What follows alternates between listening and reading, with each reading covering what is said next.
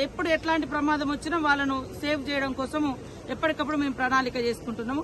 రాత్రి కూడా నిన్న కూడా ఇక్కడటువంటి మా యంత్రాంగం అంతా మరి ముఖ్యంగా వాగులు కూడా మనం చూస్తుంటే వాగులు మనకు ములుగు ఏరియాలో గానీ రాష్ట్రంలో గానీ పెద్ద ఎత్తున వాగులున్నాయి. మనం ఇందాక పాపం ఒక ఫ్యామిలీని చూసినాము, కారులో వెళ్తూ మరి తల్లి కూతురు తండ్రి ఇద్దరు హైదరాబాద్ ఎయిర్పోర్ట్ కి వెళ్తున్నారంట.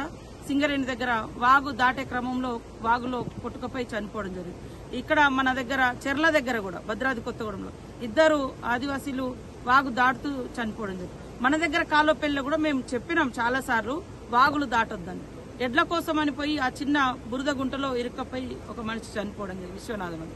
కాబట్టి మా దగ్గర మేము ఆల్రెడీ ఒక మెకానిజాన్ని అడాప్ట్ చేసుకోవడం జరిగింది. ఎక్కడ వాగులు ఉంటాయో ఆడ రోడ్లెంబటి మొత్తం కూడా అటు ఇటు పోలీస్ బ్యారికేడ్స్ పెట్టడం, అక్కడ ఒకరిద్దరు అధికారులను పెట్టి ఈ వాగుల మీద నుంచి దాటొద్దని మరి ఎప్పటికప్పుడు